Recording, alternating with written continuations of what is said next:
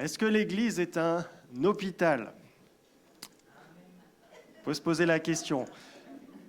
Du mois de janvier au mois de mai, pour ceux qui sont là peut-être pour la première fois ou qui découvrent un peu notre Église, on consacre chaque mois, de janvier à mai, à un thème important de la vie de l'Église. Et le thème du mois de février, c'était la communion fraternelle, nos relations, comme la vie qu'on a ensemble dans l'Église. Et ce matin, j'aimerais aborder la question de la communion fraternelle sous l'angle de la souffrance. Et de l'Église peut-être comme un hôpital pour les personnes en souffrance. Vous savez, dans les évangiles, on nous rapporte que Jésus mangeait avec des gens qui n'avaient pas forcément très bonne réputation, des collecteurs d'impôts corrompus, des pécheurs en tout genre. Et voyant cela, les scribes et les pharisiens sont choqués. Dans la société juive de l'époque, les scribes, les pharisiens, c'est un peu les gens bien. Les gens bien, ceux qui font tous leurs efforts pour respecter les commandements de Dieu.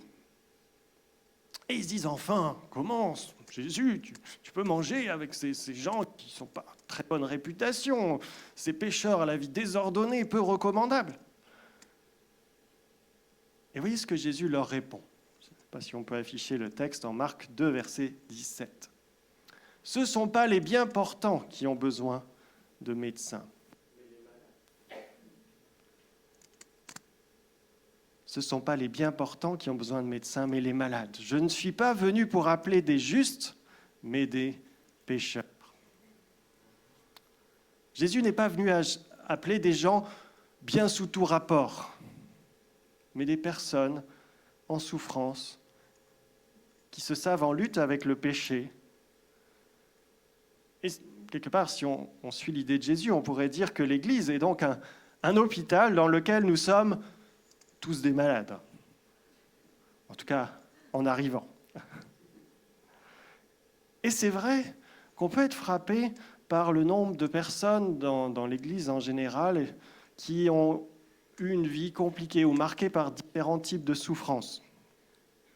Tout être humain fait face à la souffrance dans sa vie. Ce n'est pas quelque chose qui est propre aux chrétiens, mais j'ai l'impression que dans l'Église, en tout cas dans la nôtre, il y a une concentration importante de personnes qui ont beaucoup souffert.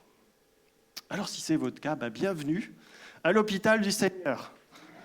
Et dans cet hôpital, il n'y a qu'un seul médecin-chef, et ce n'est pas le pasteur, c'est Jésus-Christ. C'est lui qui veut apporter du repos à ceux qui sont fatigués et chargés. C'est lui qui vient guérir les cœurs brisés. C'est lui qui vient restaurer les relations abîmées. C'est lui qui vient consoler ceux qui pleurent, qui vient rendre la vue aux aveugles, qui vient libérer les prisonniers. Voilà ce que nous dit la parole de Dieu. Mais dans cet hôpital, nous ne sommes pas seulement des patients. Nous sommes aussi tous appelés à jouer un rôle dans l'accompagnement, dans le soin, on pourrait dire. Un rôle un peu de soignant. Quelque part, la blouse que j'ai mise, on pourrait tous se la mettre ce matin. Et c'est de cela que j'aimerais parler ce matin. Comment être une église où on prend soin les uns des autres? Comment la communion fraternelle peut être utilisée par Dieu pour soigner la souffrance des uns ou des autres? On va d'abord développer un peu cette idée de l'église hôpital. Quels seraient les différents aspects de l'église hôpital? Quelques exemples de la manière dont la vie d'église peut amener la consolation, la restauration pour ceux qui souffrent. Premier point.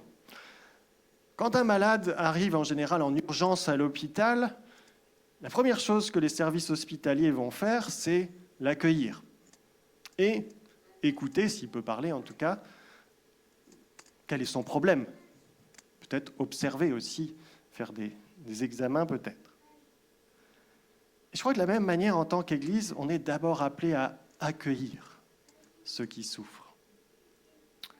Romains 15, verset 7, dit ceci, « Accueillez-vous donc les uns les autres, tout comme Christ vous a accueillis, pour la gloire de Dieu. »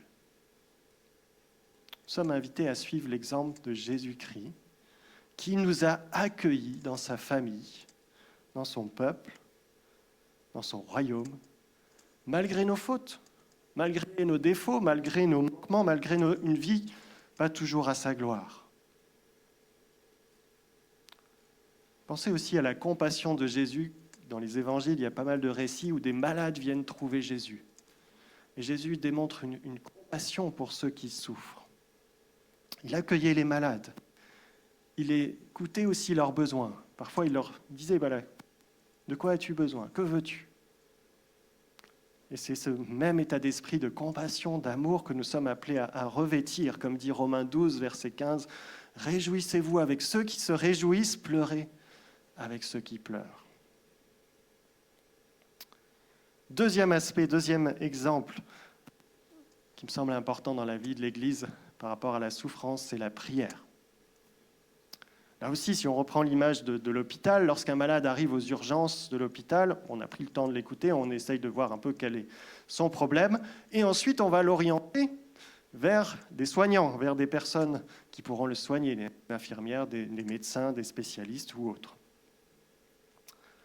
Dans l'église d'hôpital, il n'y a qu'un seul, je l'ai dit tout à l'heure, médecin-chef. C'est le Dieu trinitaire. Il n'y en a qu'un seul qui guérit. C'est lui seul, notre Dieu, qui peut guérir les cœurs brisés, qui peut reconstruire les vies détruites, qui peut guérir les malades. Et c'est pour ça que c'est important de lui confier dans la prière, de remettre dans la prière ceux qui souffrent. Les orienter vers le seul qui peut les restaurer et les guérir. Jacques, chapitre 5, indique « L'un de vous est-il malade ?» qu'il appelle les responsables de l'Église, qui prieront pour lui, après lui avoir fait une onction d'huile au nom du Seigneur. La prière faite avec foi obtiendra la guérison du malade, le Seigneur le relèvera. S'il a commis quelques péchés, il lui sera pardonné. Confessez vos péchés les uns aux autres et priez les uns pour les autres, afin que vous soyez guéris. Que vous soyez guéris. Priez, vous voyez l'exemple qui est donné là. Priez pour les malades, les uns pour les autres, pour ceux qui souffrent. Ça, c'est notre responsabilité à tous, pas seulement les responsables de l'Église. Oui, les responsables de l'Église peuvent parfois prier au nom de l'Église dans certains moments, en faisant l'onction d'huile, par exemple, mais la fin du texte rappelle, c'est tout le monde qui est impliqué. Priez les uns pour les autres. Alors, ça ne veut pas dire que Dieu guérira toujours instantanément la personne, surtout quand on pense à des blessures peut-être psychologiques, morales, ou même une maladie physique. Dieu utilise différents moyens pour la guérison, pour la restauration. Et notamment, il se plaît à responsabiliser l'être humain. Notre Dieu n'a pas fait de nous des marionnettes, mais il nous a créés avec un cerveau,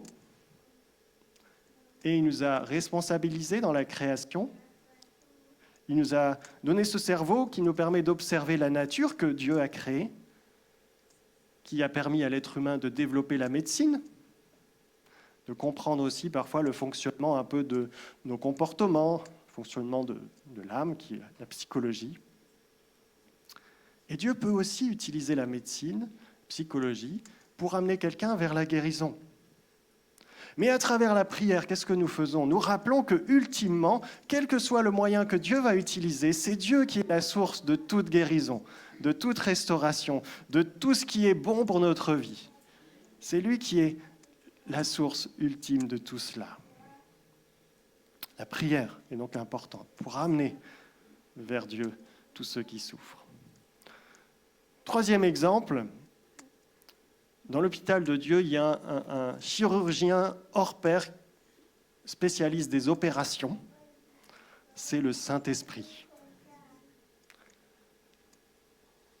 Laissez opérer le Saint-Esprit.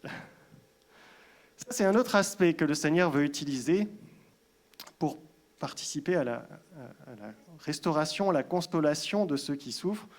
C'est ce qu'on appelle aussi parfois dans nos églises les dons de l'Esprit. En 1 Corinthiens au chapitre 12, Paul mentionne quelques dons comme la prophétie, les paroles de connaissance, de sagesse inspirées par le Saint-Esprit, mais aussi des dons de guérison, des dons de miracles. Car figurez-vous que le divin médecin souhaite nous impliquer dans les soins. Et pour cela, il nous laisse son esprit, sa présence, le Saint-Esprit qui vit en nous. Est-ce qu'on réalise que c'est l'Esprit du Dieu Tout-Puissant qui habite en nous, si nous sommes en Christ? Est-ce qu'on réalise ce que ça signifie? Le Dieu Tout-Puissant réside en nous. Et ce n'est pas juste quelque chose que Dieu nous donne pour qu'on puisse se faire du bien. Les dons spirituels, ce n'est pas là pour se gargariser spirituellement. Les dons spirituels sont donnés à l'Église pour le bien commun. Un peu plus loin, au chapitre 14, Paul explique notamment pourquoi, lorsqu'on est réunis, c'est plus important la prophétie par rapport au parler en langue. Il dit en effet, celui qui parle en langue ne parle pas aux hommes, mais à Dieu. Personne ne le comprend. C'est en esprit qu'il dit des paroles mystérieuses.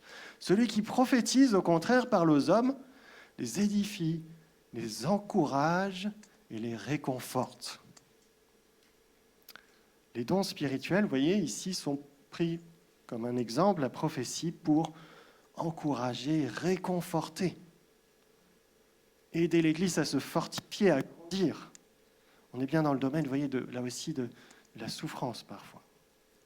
Et quand nous accueillons quelqu'un qui souffre, quand il y a un frère ou une sœur ou quelqu'un qui vient nous partager ses souffrances, c'est bien de se rappeler qu'on a le Saint-Esprit qui vit en nous, en tant que chrétiens, et que peut-être on peut dire au Saint-Esprit, inspire-moi peut-être une parole de réconfort, inspire-moi une parole de consolation, une parole de sagesse, ou une parole de foi, pour prier aussi pour si c'est une maladie, par exemple.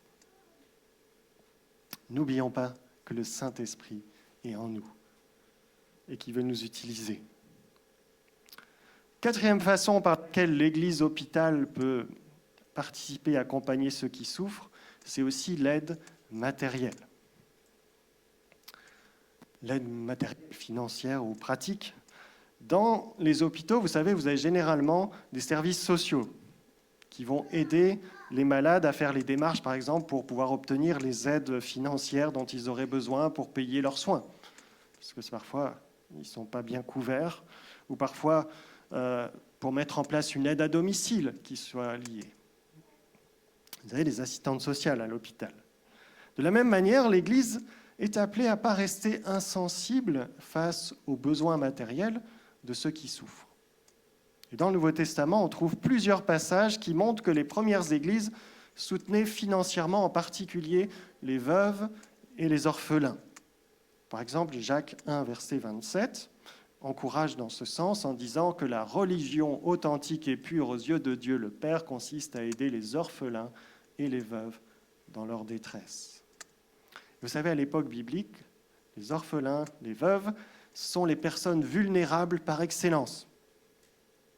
Pourquoi ? Parce que non seulement ils souffrent à cause de la perte d'un être cher, la souffrance du deuil qui est là, mais à cette souffrance du deuil, souvent pouvait s'ajouter une souffrance liée à la pauvreté, parce qu'il y a la perte de revenus du mari pour une veuve, ou du père pour un orphelin.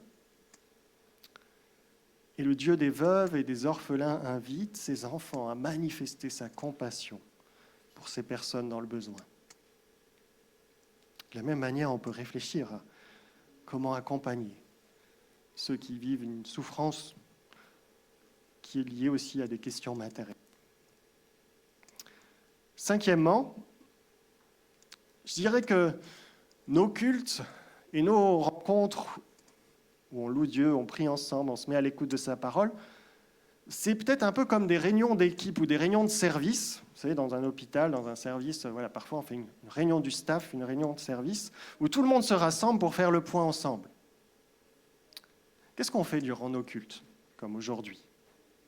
D'abord, ce qu'on a fait tout à l'heure, on a adoré Dieu ensemble. On a loué Dieu par la louange, par la prière commune. Et quand on fait cela, nous orientons les regards, les nôtres, mais aussi ceux qui sont là, les uns et des autres, vers qui ? Vers le Seigneur, vers notre Dieu, vers le médecin-chef, le Dieu tout-puissant, le seul qui peut restaurer, transformer les vies. Et ça participe au processus de restauration. Et souvent, il y a des choses fortes qui se vivent dans la louange.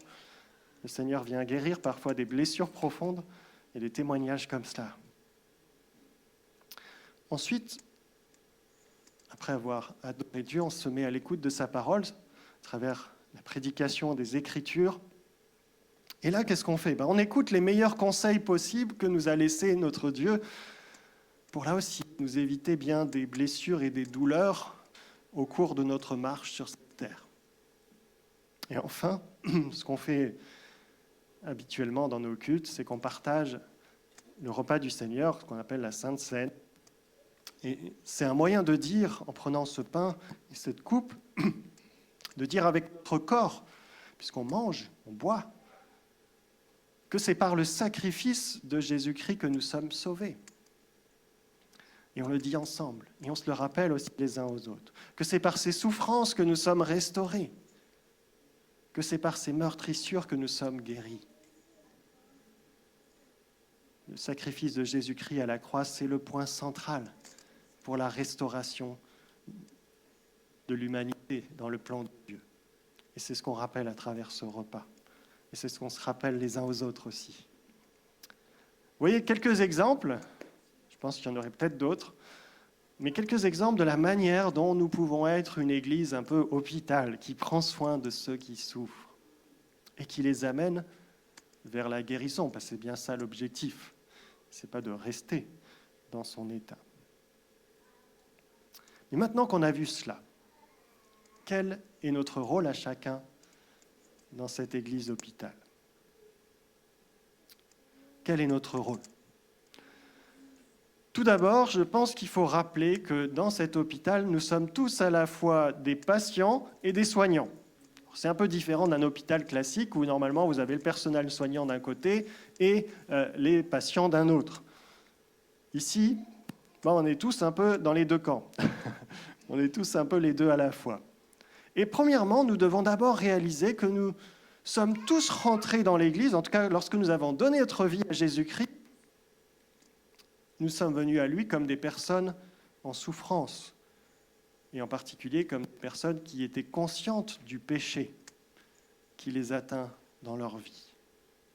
Et qui, parce que nous nous reconnaissons pécheurs, nous avions désespérément besoin de la grâce de Dieu en Jésus-Christ. C'est ce que Jésus dit dans le texte que j'ai lu en introduction. On ne peut pas être sauvé si on n'a pas besoin d'être, on ne pense pas avoir besoin d'être sauvé. Et donc c'est bien parce qu'on est des êtres pécheurs et perdus qu'on est venu vers Dieu et qu'il nous a accueillis dans sa présence.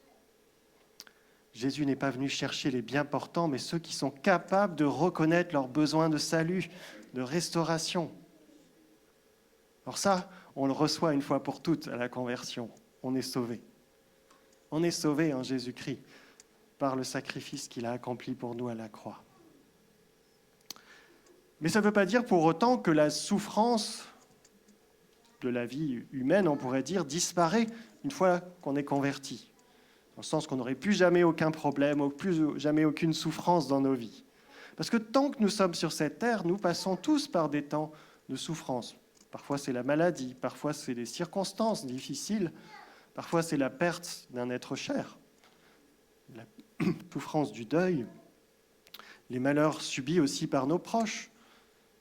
Quand on a des enfants qui souffrent ou qui vont mal, ça nous fait souffrir aussi. Parfois, c'est aussi des péchés avec lesquels on continue de lutter et avec lesquels, parfois, ça nous fait encore souffrir. On avait parlé il y a 2 semaines de cette question. Mais dans ces situations, la parole de Dieu ne nous invite pas à faire semblant que tout va bien ou à croire que moi, je suis suffisamment fort pour affronter avec mes propres forces ces questions-là. Qu'est-ce que nous recommande la parole de Dieu? C'est d'apprendre à reconnaître justement nos faiblesses. Et que dans nos faiblesses, nous avons désespérément besoin de la grâce de Dieu.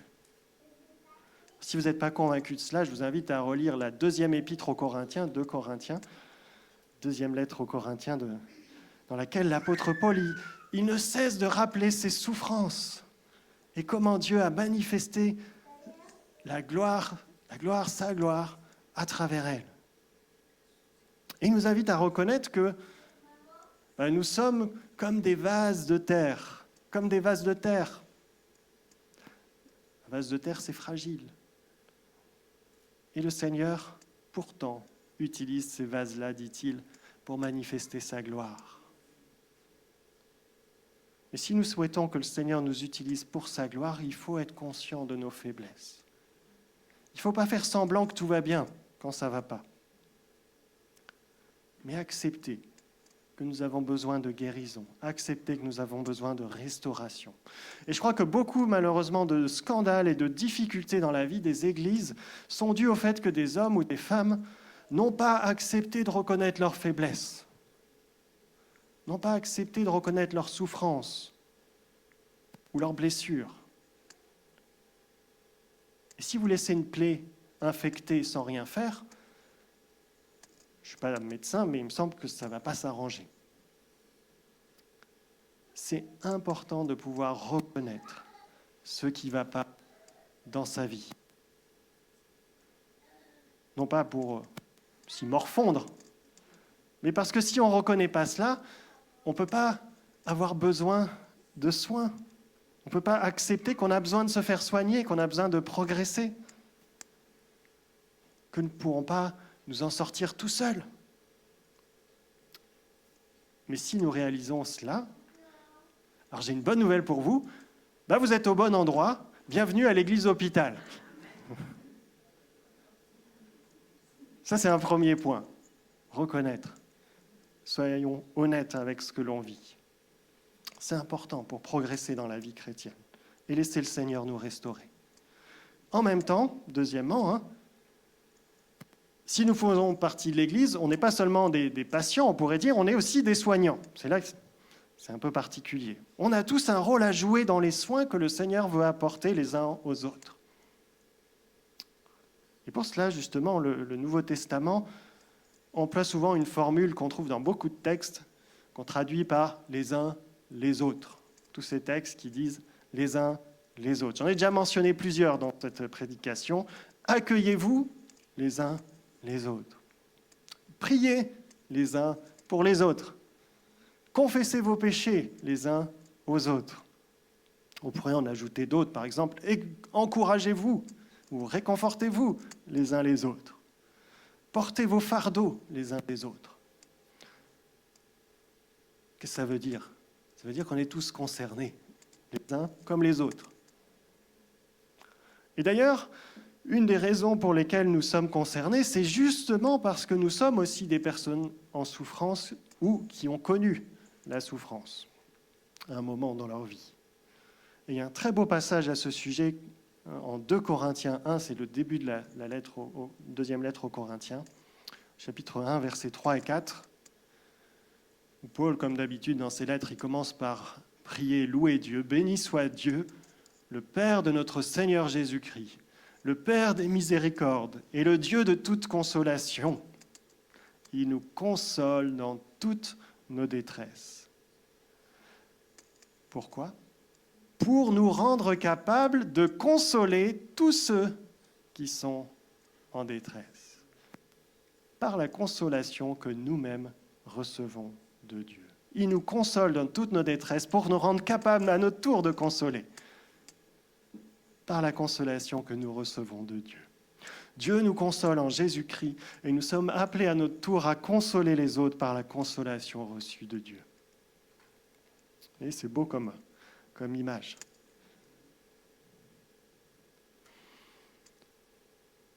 Alors si nous sommes tous impliqués dans l'église hôpital, ça ne veut pas dire que nous avons forcément tous exactement le même rôle à jouer. Parce que, là aussi, l'apôtre Paul utilise cette image en 1 Corinthiens 12 de l'église comme d'un corps.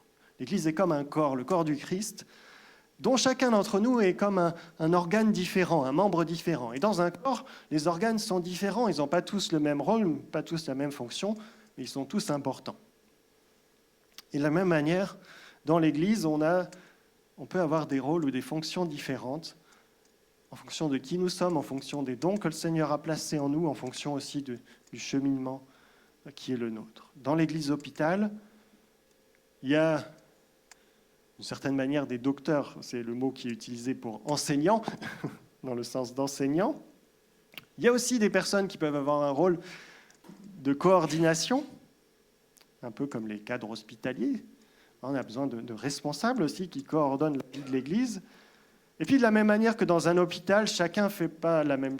Tous ceux qui travaillent dans un hôpital ne font pas la même chose. Hein. Il y en a qui sont doués pour accueillir, pour écouter. Il y en a d'autres qui sont doués pour discerner, pour poser un diagnostic. D'autres pour prendre soin, pour être avec ceux qui souffrent. D'autres encore pour faire en sorte que les lieux restent propres, rangés, accueillants. Certains peuvent être particulièrement utilisés par Dieu pour transmettre des paroles inspirées, à propos, qui vont toucher les personnes en souffrance. Certains, le Saint-Esprit donne une foi particulière dans la prière pour les malades. Et on voit des guérisons aussi, parfois, qui se manifestent plus particulièrement avec des uns que d'autres. Il y a aussi des personnes qui sont formées, peut-être douées, pour accompagner ceux qui souffrent, pour prendre du temps avec eux, pour les faire progresser dans leur vie spirituelle. Oui, dans l'église hôpital, on a tous un rôle à jouer, mais pas forcément tous le même. Et c'est important de se rappeler là. Et ça nous amène à un dernier point de ce message qui me semble important d'évoquer. C'est celui des cadres et des limites par rapport à l'accompagnement de ceux qui souffrent dans l'Église. C'est dans un hôpital, là aussi, l'accueil, le soin des patients est très encadré. Il y a des procédures à suivre, chacun sait quel est son rôle à jouer.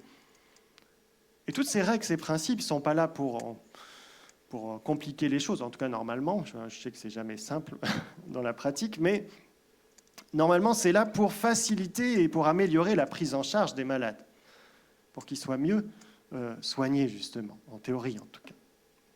Et d'une certaine manière, c'est un peu aussi cela dans la vie de l'Église. Tout à l'heure, j'ai mentionné que dans l'Église du Nouveau Testament, on prenait particulièrement soin des veuves et des orphelins. Et c'est intéressant parce que le Nouveau Testament montre qu'en particulier pour le soutien des veuves, ça a rapidement posé des questions très pratiques et pas toujours simples, des difficultés. Et pour faire face à ces difficultés, on voit qu'est-ce qu'a fait l'Église. On s'est mis comme un exemple, quelque part, conduit par le Seigneur. Ils ont mis en place une organisation avec un certain nombre de règles aussi. Premier exemple, en Actes, chapitre 6. Le livre des Actes, chapitre 6, me raconte comment, au sein de la toute première église qui était à Jérusalem, certains ont commencé à se plaindre. C'était les croyants de langue grecque, c'était tous des juifs, mais des juifs de langue grecque qui étaient là, qui se plaignaient que leurs veuves de langue grecque étaient moins bien traitées que les veuves de langue hébraïque, c'est-à-dire les locaux. Un peu, voilà, les étrangers qui trouvent qu'on prend moins bien soin d'eux, de leurs veuves, que ceux qui sont du coin. Mais comme il n'y a pas de priorité nationale dans la vie de l'Église, les apôtres, ils ont pris le problème au sérieux. Ils ont convoqué une assemblée générale, ils ont demandé à toute l'Église d'élire des personnes qui seront responsables d'organiser les distributions. Parce qu'ils étaient conscients qu'ils ne pouvaient pas tout faire non plus, les apôtres, dans l'Église. Il fallait qu'ils se concentrent sur l'enseignement, sur d'autres tâches. Et donc, ils ont dit, élisez des responsables qui vont organiser cela. Mais pas n'importe qui. Il fallait des personnes à qui tout le monde reconnaît un comportement exemplaire. Ça, c'est important. Mais aussi une certaine sagesse et une vie conduite par le Saint-Esprit. C'était les critères qui sont mentionnés en Acte 6. Et c'est ce qui a été fait. L'Église a choisi 7 personnes pour ce service. L'accompagnement, vous voyez, des personnes en souffrance nécessite aussi parfois, surtout quand on devient nombreux, la mise en place de responsables pour cela. Et dans la vie de notre Église, je crois que c'est un défi particulier auquel nous faisons face dans cette période où l'Église grandit petit à petit, mais nous voyons qu'on a besoin de plus en plus peut-être de responsables à former, à mettre en place. Et c'est quelque chose auquel on doit travailler ensemble. Autre exemple qui est lié à l'accompagnement des veuves dans le Nouveau Testament, c'est les recommandations qu'on trouve dans la lettre que Paul envoie à Timothée, la première lettre à Timothée, chapitre 5. Alors, je ne vais pas lire, vous pouvez lire à la maison, c'est un passage assez long, mais dans cette section, qu'est-ce que dit Paul? Paul, il recommande à Timothée d'appliquer un certain nombre de règles dans le soutien que l'Église apporte aux veuves. Par exemple, il dit, voilà, il faut que les veuves aient plus de 60 ans. C'est-à-dire qu'elles soient plus en âge de travailler et aussi un âge où elles ont moins de chances de trouver un nouveau mari, on pourrait dire, parce que dans l'Antiquité, en général, on mariait des femmes jeunes. Il faut aussi s'assurer que les veuves que l'Église aide ne peuvent pas être aidées par leur famille. Voilà ce qu'il va dire. D'abord, si elles peuvent être aidées par sa famille, ben c'est normal. La famille doit d'abord l'aider avant que l'Église intervienne. Enfin, il dit, voilà, il convient que les veuves que l'Église va aider, elles aient aussi un bon comportement, un bon témoignage, et qu'elles participent, si possible, au service de l'Église. Et quand on lit ces recommandations, vous pourrez peut-être les lire à la maison, à Timothée chapitre 5, on peut se dire que de telles règles, c'est un peu rude quand même. Hein. Est-ce qu'on ne devrait pas faire preuve d'une grande générosité sans limite dans l'Église? Mais je crois que la parole de Dieu nous rappelle qu'il faut être réaliste. Dans notre aide envers ceux qui souffrent, c'est nécessaire de poser parfois un cadre et certaines limites. Parce que sinon, nous risquons de nous épuiser à vouloir aider des personnes qui, par exemple, ne souhaitent pas guérir ou qui ne souhaitent pas avancer. On pourrait aussi être assez vite déçus parce que parfois on a des attentes qui sont irréalistes et ce qu'on met en place, ça finit comme un feu de paille. Hein. Remarquez que Paul aussi encourage à tenir compte de l'aide qu'une veuve pouvait recevoir en dehors de l'Église, par sa famille. À l'époque, il n'y avait pas de système social ou d'aide centralisée par l'État. C'était surtout les familles qui prenaient soin les uns des autres. Mais de la même manière, on pourrait dire que c'est sage de savoir se dire, mais voilà, on va aider quelqu'un, mais est-ce qu'il n'y a pas déjà des choses qui existent qui pourraient aussi l'aider? Peut-être des aides financées par l'État, peut-être des services de soins aussi qui existent. Ça peut aussi être des associations qui font déjà un très bon travail dans ce domaine-là et qui ne sont pas loin, ou d'autres églises parfois qui ont aussi déjà mis en place des choses. Donc c'est bien de réfléchir à tout cela.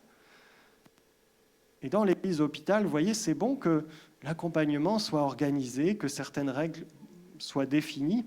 Ça ne signifie pas qu'il faut tomber dans l'extrême inverse, où on serait tellement rigide que la générosité, la compassion auraient même plus de place. Ça, c'est parfois l'excès inverse. Mais c'est important de comprendre que la mise en place de responsables, la définition de principes, ça fait partie de la volonté de Dieu. Et je crois que nous sommes à un moment de notre vie d'Église où on sent, et c'est vrai qu'on discute les uns avec les autres, que l'horizon est un peu ouvert devant nous, dans le sens qu'il y aurait plein de choses à mettre en place. Il y a beaucoup d'idées quand on discute. La semaine dernière, on a eu une journée tous ensemble samedi où on a travaillé, on a beaucoup discuté, échangé. C'était le but de la journée. Et il y a plein d'idées, il y a plein de projets, il y a plein de choses qui semblent judicieux à faire dans la vie de l'Église. Mais il faut aussi avoir cette sagesse de réaliser que pour construire des projets qui tiennent la route, qui tiennent la distance, il faut prendre son temps pour poser des solides fondations. Il va falloir notamment discerner, prendre le temps de former peut-être des responsables. Et donc, c'est des choses qui ont un temps aussi. Mais c'est pour notre bien. C'est pour notre bien.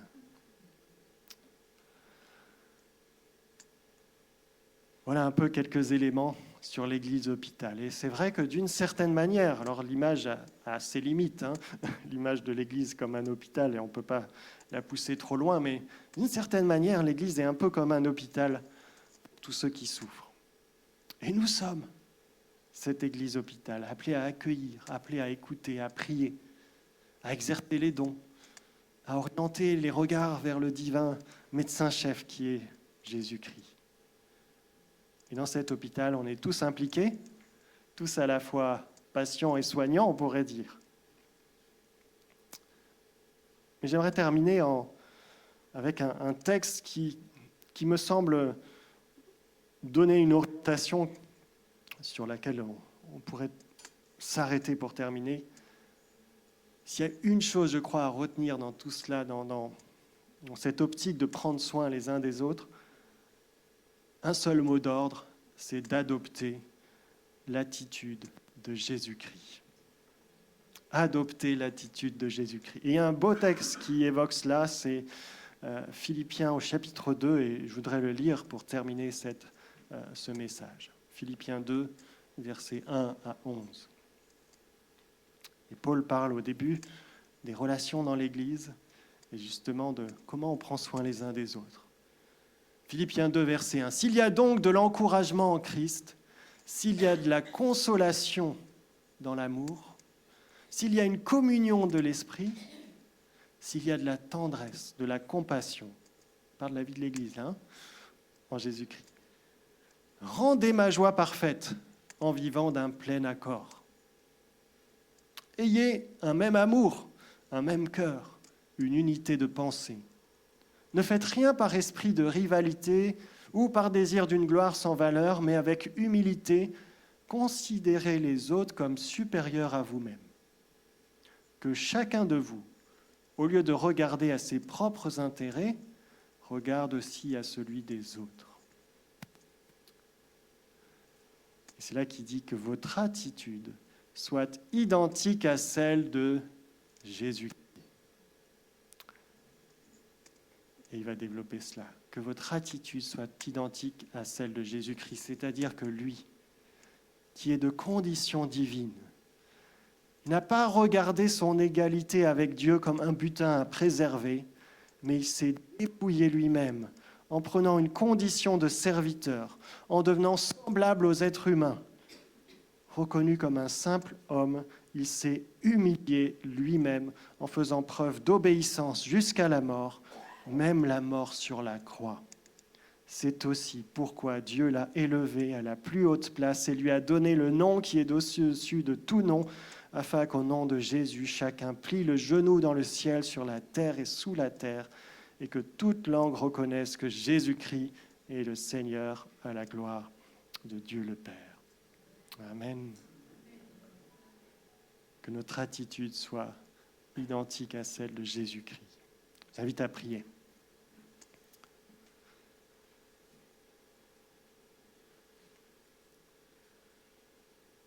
Ouais, Seigneur notre Dieu, nous voulons tourner nos regards vers toi ce matin, et en particulier vers ton Fils Jésus-Christ. Oui, Seigneur Jésus, toi qui es Dieu de toute éternité, toi qui es au-dessus de tout, qui es le Dieu tout-puissant, immensément grand et glorieux, tu as fait ce choix de t'abaisser jusqu'à nous, de vivre comme un simple être humain, de souffrir pour nous jusque la mort sur la croix. Et Seigneur, nous voulons tourner nos regards vers toi, notre Dieu, notre Seigneur, notre Sauveur, en qui nous sommes restaurés, sauvés, délivrés. Et Seigneur, je te prie qu'en tant qu'Église et en tant que chacun d'entre nous, tu nous aides à adopter l'attitude qui est la tienne, ton exemple. Toi, le Christ, qui s'est abaissé, qui n'a pas cherché en premier lieu son intérêt, mais celui qui est le nôtre. Merci pour ton amour envers nous. Merci pour ta compassion. Merci pour ton humilité. Seigneur, que ton Saint-Esprit vienne nous aider d'avoir la même attitude dans nos vies, dans notre vie d'Église.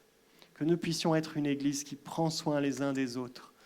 Une Église où tu vas agir, Seigneur, non pas parce qu'on serait des gens forts ou très bien ou très doués, mais simplement parce que nous reconnaissons, Seigneur, que tu es le Dieu qui agit, qui guérit, et nous nous laissons porter par ton Saint-Esprit, Seigneur. Alors fais encore ton œuvre dans notre vie d'Église. C'est notre désir, c'est notre souhait ce matin. Te demandons cela au nom de Jésus. Amen.